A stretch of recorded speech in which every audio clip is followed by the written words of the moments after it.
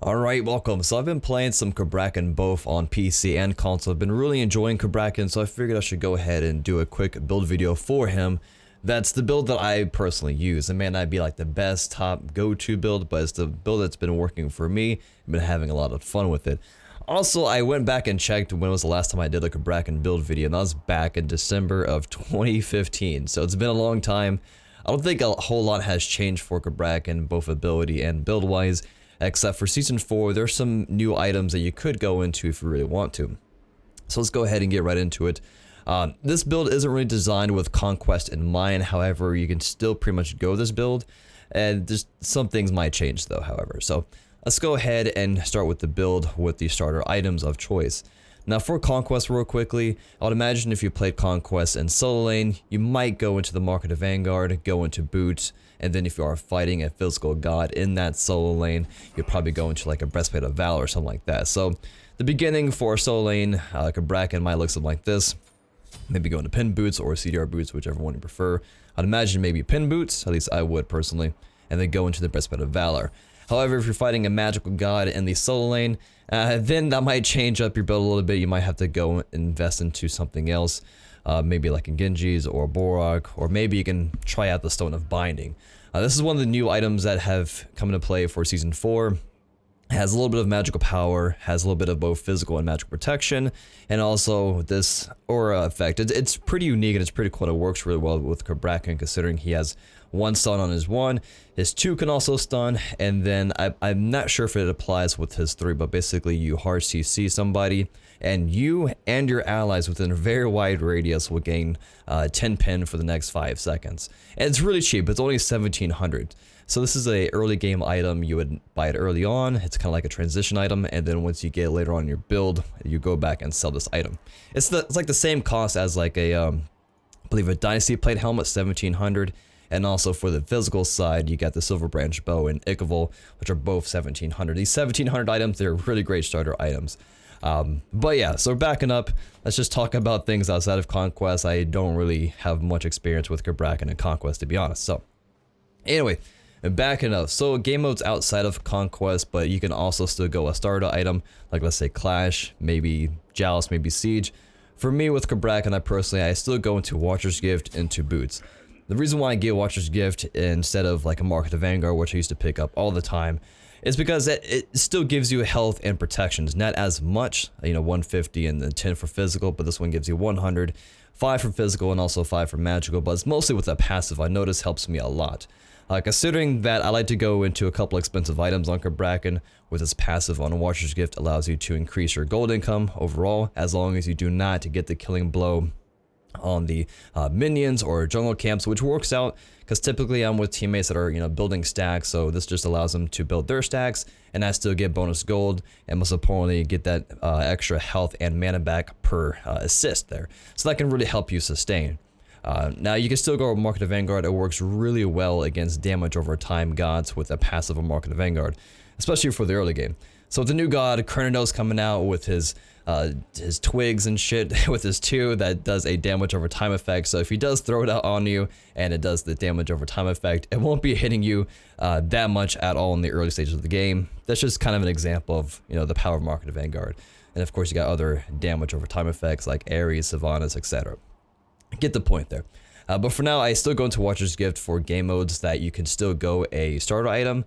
But you don't want to go into a starter item like Arena. Let's just make that clear. You don't want to do that.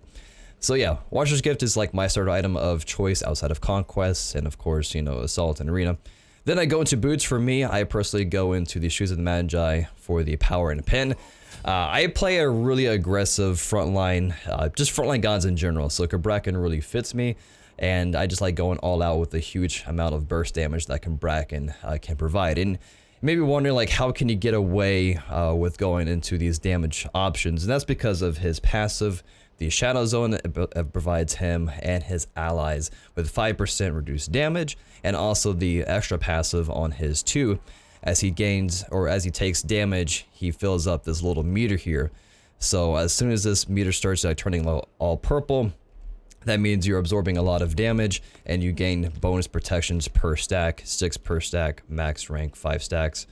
Well, max 5 stacks, but at max rank it's 6 per stack, if that makes sense. So you get a lot of extra protections from, you know, his double passive, if you will. And that allows him to kind of get away with some of these damage options. In case if you're wondering, you know, you might be like a paper cannon, you might go in and get blown up instantly. So anyway, continuing on with the build, I go into pin boots. After this, you have a few different options that you could go into here. Mostly 2 in my opinion. So you can go either into Breastplate of Valor right away after your pin boots. This allows you to have that cooldown reduction, protections, mana, you get the point there. But what's really cool with Cabrakan is his ultimate. The cooldown on it is 75 seconds flat. It's a really low cooldown. So if you do go ahead and go into that Breastplate of Valor early on, you have this up every 60 seconds and you can constantly be looking to make plays, rotations with his very high impactful ultimate. The only thing about his ultimate, if you go against gods that have a leap, they can get out of it pretty quickly. You got the good old example of if you go really hard on a Neith and you ulti her, she can just backflip out of it. So in those cases like that, you want to look forward to baiting out the Neith backflip first, then chase her down. You can pop your 1 that gives you movement speed, chase her down, and then pop the ultimate. And then she can't really go in, anywhere exactly. You just kind of just face tank her and you beat her up. And also, yeah, I forgot to do the intro. It's already like 6 minutes in, but if you haven't figured out already, this series is more for the newer players of Smite, or maybe you're just new to Cabrakan. Just make that clear. Anyway, so you can go into the Breastplate of Valor or go into another physical protection option, which is what I personally do, is the Mystical Mail.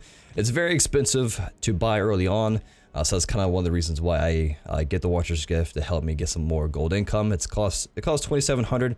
But once you get this online, it really helps out your damage, for me personally. So with Cabrakan, you're always in the enemy's face, you know, you're using your trimmers, and with your trimmer damage over time and the Mystical Mail, that allows you to do a lot of just damage over time, just adds a lot of extra damage for Cabrakan. Since you're constantly in the enemy's face, it helps out. Now here's the big thing about Mystical Mail besides costing, you know, a lot.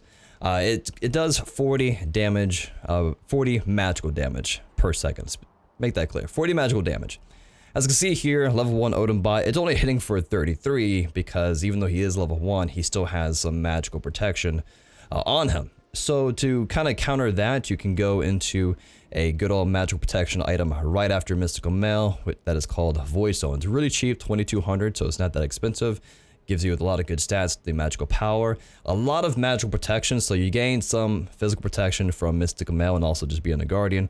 And then you have Void Stone with that magical protection, and what this does, it debuffs the enemy gods around you, reducing their magical protection by 20. So we go from 33 ticks by this, and we should be, yeah, we're hitting for the full-on 40 per tick. And that kind of helps the Mystical Mail just stay relevant for a little bit longer. The thing about Mystical Mail, it tends to fall off late game because in the late game, if any gods are building any type of magical protection, they've already built it by then. Also, most gods, as they level up, they gain magical protection per level, except a good amount of the mages, they just kind of stay at 30 magical protection throughout the entire game. So, this is kind of like my start. Again, you can either go into Mystical Mail or you can go into the Breastplate of Valor. Another cheap and efficient item that you could look to be buying for a physical protection item is the Jade Emperor's Crown. So you can go under the physical tab, go under here. So it provides you a 20 magical power, not a whole lot. It's pretty decent for the early game.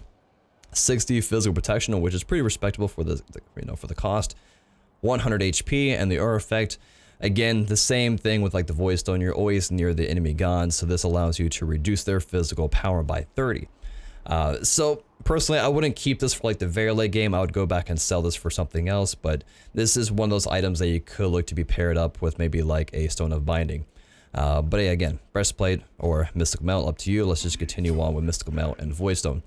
Now, regardless if you went Mystical Mail or the Breastplate of Valor and the Void Stone, you're still kind of lacking a little bit of HP, especially if you do go into the Breastplate of Valor. But regardless, for a good HP item, I will look forward to buying a item called Gem of Isolation. Again, it's a little pricey, 2,700, especially if you went with the Mystical Mail, another 2,700 gold item.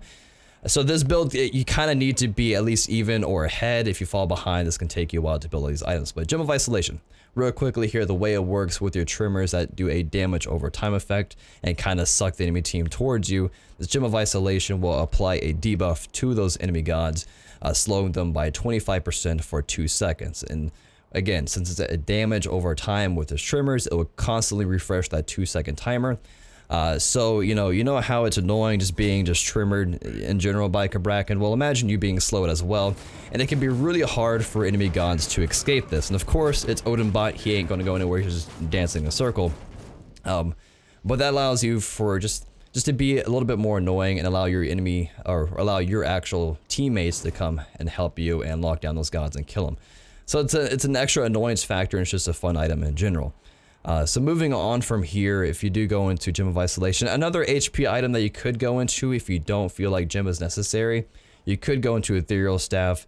They basically have the same stats, a 90 magical power, 200 HP, 250. This one has a little bit more CCR, but this passive, it's like a smaller Soul Reaver. You basically damage a god with your damaging ability, and it does a bonus damage of 5% of their maximum HP.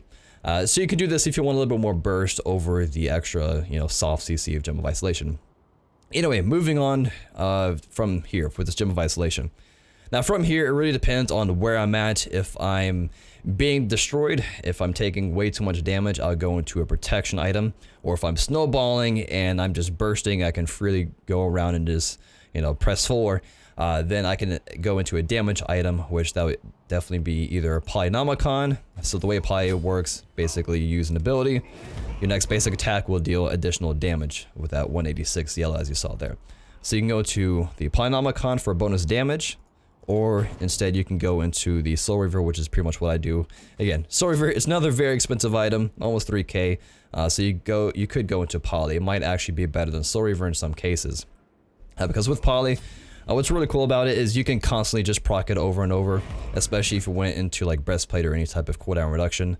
Another thing is here is you can have your trimmers just going, and then you can cancel it in the Poly or whatever, or you can go ahead and use your 2, and then you constantly can just use the Polynomicon proc if you really want to. But if you can't go into a damage item at this point, then I pretty much just go into a protection item. I can go into either Spirit Robe or go into Mantle of Discord. I go into Mantle if I can afford it. If I'm really far behind, I just go into the cheaper version, which is just Spirit Robe. But the idea here is just go into Mantle of Discord, especially if you didn't get CDR earlier on. Then you can go back and sell your starter item whenever you feel like you don't need it, and go into, again, the Poly or the Soul Reaver. Or you can double stack these robes and go into Spirit Robe and Mantle. You have all the robes. Now again, if you do go into both Mantle and Spirit anywhere in your build, make sure you don't have Breastplate of Valor as well, because you will be overcapping your cooldown reduction. Again, the cap for cooldown reduction is 40%. Be sure not to overcap it. So if you go into something like this, you have a decent amount of, a little bit of power, so you could be hitting a decent amount. You have a lot of protections with this type of build. So a lot of times in this case, I won't go, both Spirit and Mantle. You can just go into Mantle and then go into that Poly or go into that Soul Reaver. And this way you have a decent amount of, all 3 stats, physical, magical protection, and power. And for the boots, if you really want to, you can go back and sell the pinned boots and go into a CDR boots if you really want to. Or if you feel like Mystical Melt's not doing a whole lot, you can go back and sell that for the Breastplate of Valor or something else in that place. So that pretty much wraps up the build video for here. Let's actually talk about relics real quickly here.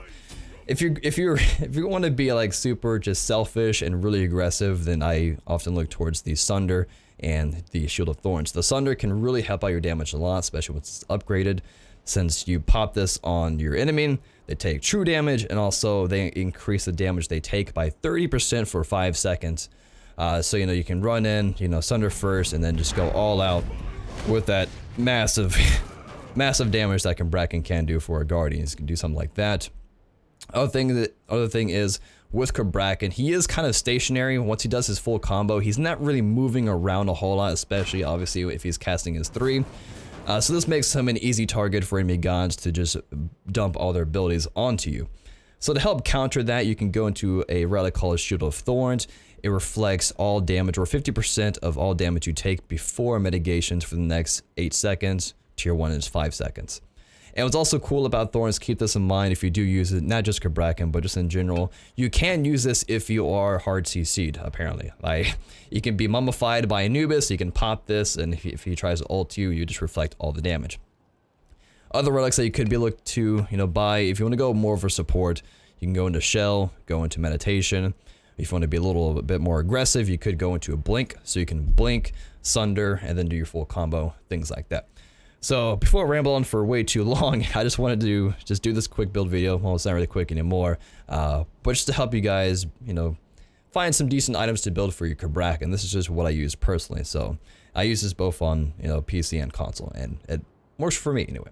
So hopefully you guys enjoyed it and found some helpful information for Cabrakan. So see you guys next time. Peace.